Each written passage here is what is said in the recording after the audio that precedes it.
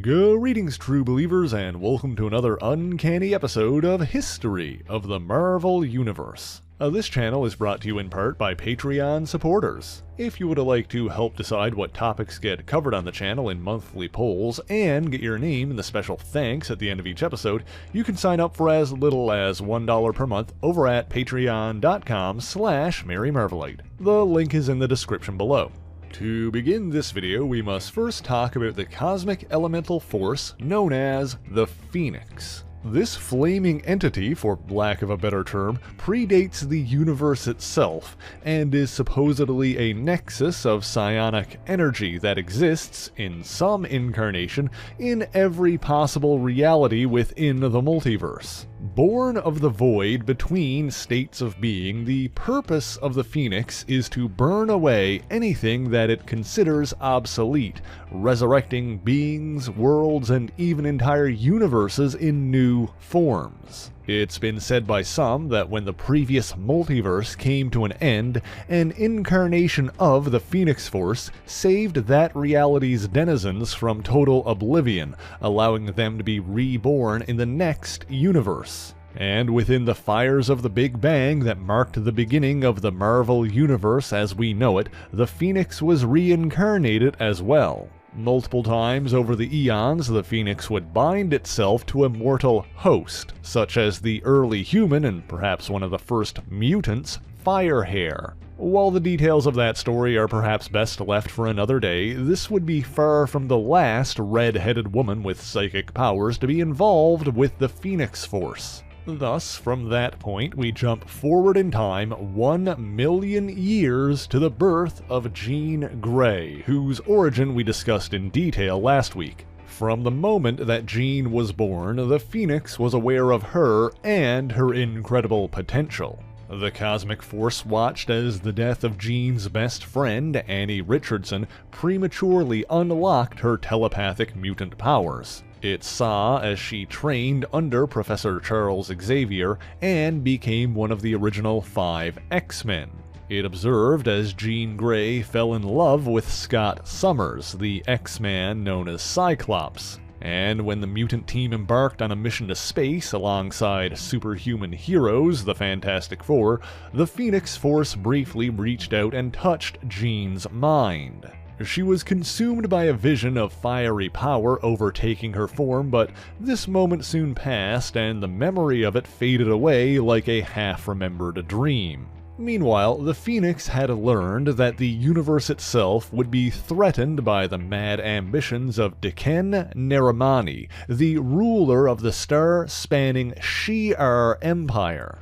Diken plotted to make use of an ancient cosmic artifact of immense power known as the Macran Crystal. Now, getting into the full scope of what that is and what it can do would be opening up a very large can of worms, so for the sake of this video I'll be simplifying it a lot. In short, the structure itself is a housing unit for something called the Crystal Heart of Reality, and is capable of opening up doorways to other universes. However, if one of these doors were left open, then cosmic energies would blow in like a cold draft on a winter's day, which would threaten the existence of not only the reality in which it was opened, but the entire multiverse. In fact, according to some stories, the Macran Crystal was instrumental in the destruction of the multiverse that preceded the Marvel Universe we know. Seeking a human avatar to operate through and oppose Diken, the Phoenix made its way back to Earth. You see, of its many previous hosts, one was a sorcerer from another reality named Farron,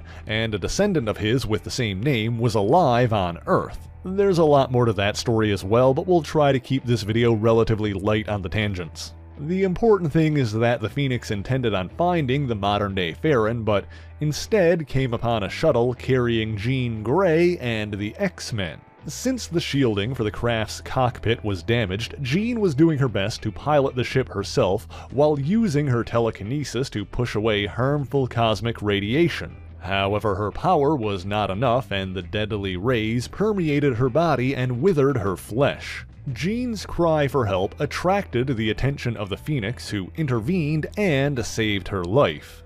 Now, you may assume, based on the ending of the previous video, that the Phoenix Force inhabited and endowed her with her power. However, that is not exactly the case. In truth, the Phoenix sealed Jean within a healing cocoon to save her life, and then created an exact duplicate of her to inhabit. But it seems that it did too perfect a job, and by infusing the copy with a portion of Jean's mind, the Phoenix was intoxicated by human emotions and no longer consciously realized its own true nature. And so, after the shuttle crashed into New York's Jamaica Bay just off of Queens, everyone believed that Jean Grey had emerged from the water and declared herself the Phoenix, but in truth, it was the Phoenix emerging, believing herself to be Jean Grey, albeit with a piece of the real Jean Grey inside of her. Shortly after emerging, the Phoenix passed out and fell into the water once again, only to be recovered by Cyclops.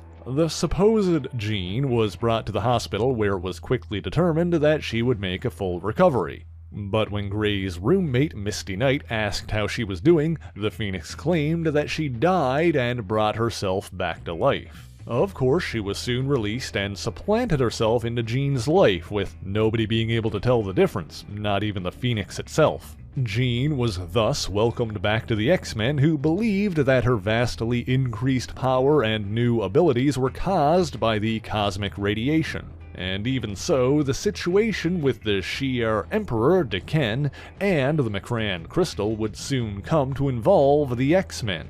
Notably after D'Ken's sister, Lilandra Neramani, came to Earth seeking Xavier's help. Those two had been mentally connected ever since Xavier produced a psychic wave that emanated across space during the attempted Xenox invasion that we talked about last week. While Phoenix was busy battling a former Herald of Galactus named Firelord, a Shi'ar agent using the identity of Eric the Red, a costumed persona that had been used by multiple people over the years, abducted Lilandra and returned her to Shi'ar space through an alien Stargate. Eric the Red closed the gateway behind him, but the Phoenix was able to use her power to reactivate it, and the X-Men pursued him through. On the other side, they came face to face with Emperor D'Ken, his Imperial Guard, and the Macran Crystal itself. In the subsequent conflict, the X-Men were aided by Cyclops' father, Corsair, and his band of space pirates, the Starjammers. And they soon learned that D'Ken's tampering with the crystal threatened to wipe out all of reality as the universe blinked in and out of existence. Fortunately, the Phoenix was able to repair the stasis field within the crystal's core, thus keeping the vast gravitational forces contained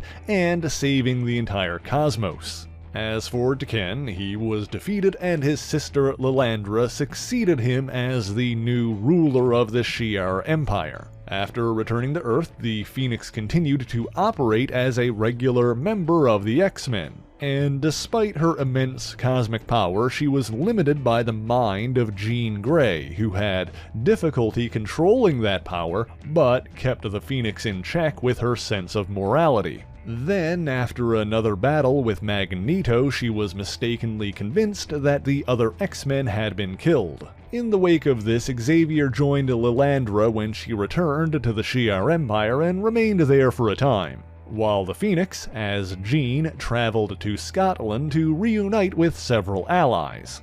But with Jean Grey's mind, the Phoenix was susceptible to mental manipulation from the mutant illusionist known as Mastermind. Wishing to prove his value to the notorious Hellfire Club, Mastermind plotted to psionically alter Jean's personality until she joined them. He used his illusory powers to stalk Grey, first presenting as a young man named Nikos and attempting to seduce her. He later introduced himself as Jason Wingard, which was in fact his real name, and made himself appear more attractive than he truly was. And so while Phoenix did learn that the X-Men were still alive and reunited with them, Mastermind would continue to confuse her with psychic illusions, making her momentarily relive some past life where Jean Grey and Jason Wingard were together. It was a complete fabrication, of course, but one which succeeded in affecting her mind. While Wingard would not yet be exposed, the X-Men did encounter the Hellfire Club, and the Phoenix battled their White Queen, Emma Frost. Shortly after winning their first victory over the club, Phoenix and Cyclops got together for a picnic.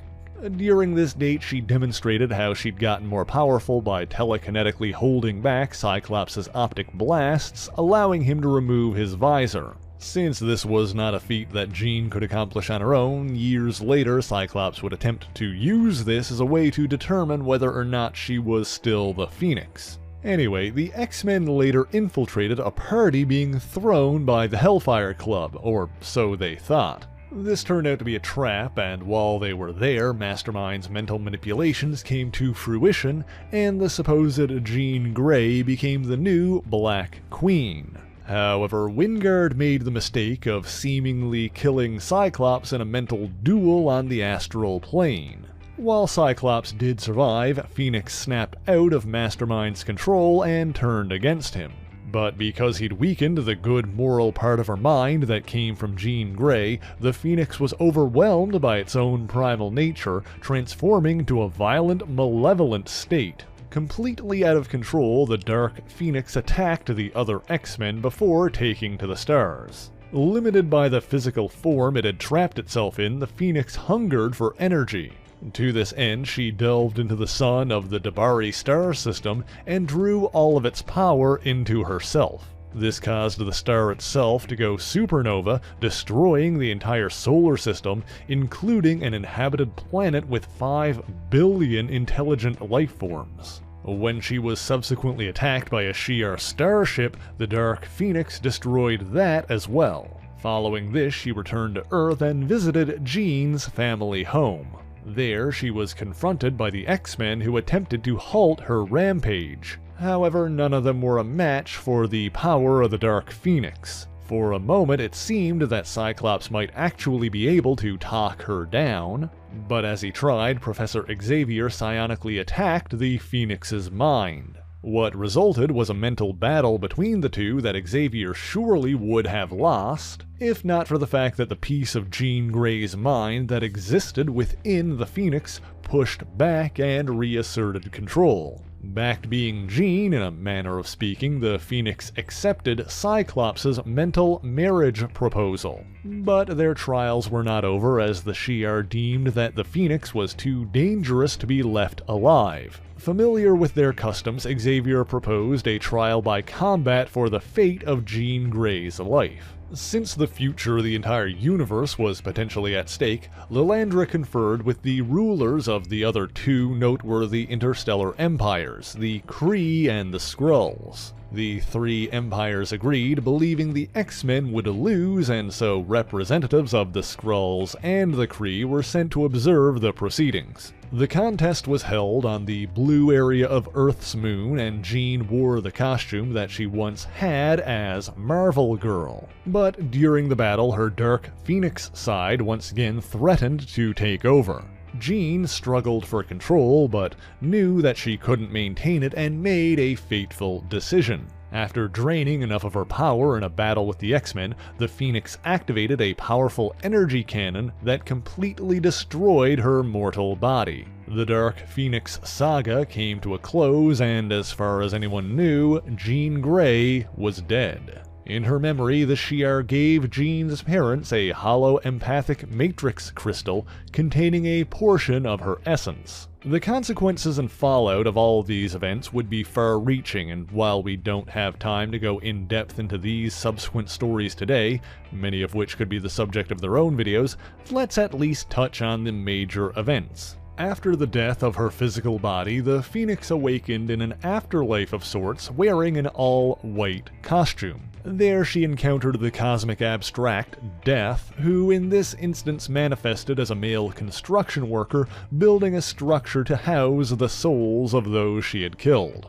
Death implied that Jean's entire life had been guided in some way by the Phoenix Force, as part of a cosmic plan to prevent reality from being wiped out by D'Ken's abuse of the M'Kraan crystal.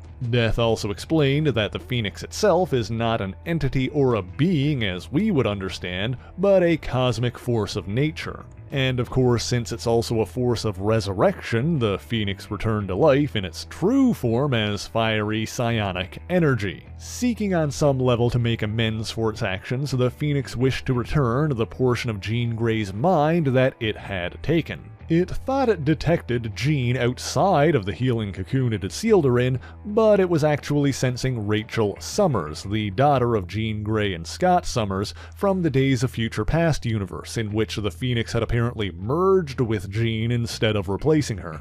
Rachel would later become a vessel for the Phoenix Force herself, but that's definitely a story for another time. In the meantime, the Phoenix sent the piece of Jean Grey's consciousness back to her, intending on awakening her. But when Jean saw the memories of what the Phoenix had done, she rejected them and cast them out. Now, the psionic energy containing those memories was, for lack of a better term, programmed by the Phoenix to seek out Jean's specific genetic code. And unbeknownst to anyone else, the mad geneticist Mr. Sinister created a comatose clone of Jean Grey whose mutant powers never manifested. And so that energy, that fragment of life force that had originally come from Jean but had been tainted by the Phoenix, found and merged with Sinister's clone, granting it awareness for the first time. This clone was named Madeline Pryor and possessed a vague recollection of Jean Grey's childhood, in addition to the memories that the Phoenix made while impersonating Jean. Sinister buried these and papered over them with false memories, essentially programming Pryor to fall in love with Cyclops, resulting in the two meeting and getting married not all that long thereafter. This was all part of a lengthy plot from Mr. Sinister to produce a child combining the DNA of Jean Grey and Scott Summers, which came to fruition when Madeline gave birth to their son, Nathan. But because of a rivalry between Mr. Sinister and Apocalypse, a techno-organic virus, and a whole load of time travel shenanigans, Nathan Summers grew into the mutant freedom fighter known as Cable. As for the real Jean Grey, the healing shell that she'd been placed in developed a crack, releasing a surge of psionic energy into the sky. Monica Rambeau, the Avenger then known as Captain Marvel, dove into Jamaica Bay to investigate and found Jean's cocoon still there since the shuttle crash. Unsure of what it was, the Avengers brought the pod to Mr. Fantastic of the Fantastic Four for study. He successfully roused Jean from her slumber, but the last thing she remembered was the battle on the space station shortly before she was replaced by the Phoenix. Traveling to her parents' house, she found the holoempathic crystal they'd been given by the Shi'ar, and from it learned what had happened in her absence. She also remembered how the Phoenix had saved her life, but had taken her image for itself. Jean subsequently reunited with the other four founding members of the X-Men to form X-Factor, ostensibly a group of mutant hunters who secretly used their powers to rescue and train other mutants. In the midst of all of this, Cyclops actually left his wife to be with Jean again, initially keeping his marriage a secret from her. This would be one step in a series of complicated circumstances resulting in Madeline Pryor becoming the villainous Goblin Queen, but that's yet another story for another day. And despite the messiness resulting from all that, Jean and Cyclops did restart their relationship, eventually getting married themselves. The two raised Scott's son Nathan together, albeit in a convoluted fashion typical of the X-Men. The short version is that since Nathan had been brought to the 38th century of an alternate timeline after being infected by a techno-organic virus, Jean and Scott had their minds transferred into clone bodies in that future timeline and watched over Nathan for 12 years under the aliases Red and Slim, before being sent back to their proper bodies and time. The time-displaced version of Rachel Summers, who existed in that future reality and was responsible for their time there, also requested that Jean adopt the code name Phoenix, which she did. And there is a lot more that could be said about Jean Grey's life, like how her sister Sarah was killed by the techno-organic aliens known as the Phalanx. Relevant for today's video is the fact that years later, Jean once again began channeling the powers of the Phoenix Force, which was still connected to her and began manifesting in her mind. Following that, Cyclops went to Emma Frost, who had joined the X-Men by this point, looking for therapy. This resulted in a psychic affair between the two, which Jean soon discovered, but when Emma's diamond form was later shattered into pieces, Jean still used her Phoenix powers to fuse them back together and save her life. During a subsequent battle with a villain named Zorn, who was impersonating Magneto by pretending that Magneto was pretending to be Zorn, Jean and Wolverine were trapped on a space station that was slowly falling into the sun. Seeing no way out and wanting to give her a quick death, Wolverine killed Jean, inadvertently releasing the Phoenix's consciousness. The Phoenix resurrected Jean once again, who then saved Wolverine and used her powers to draw in matter and create a vessel to bring them back to Earth. The X-Men battled the imposter Magneto, but before he was defeated, Zorn struck Jean with a deadly electromagnetic pulse, killing her and shattering the Phoenix Force into pieces. Scattered across several galaxies, the Phoenix awaited its own rebirth in the white-hot room at the core of creation, but was forcibly pulled back together by a group of Shi'ar who wished to destroy it permanently. Falling to Earth, the Phoenix initially planned to find Cyclops and feed on the seemingly limitless concussive energy from his eyes.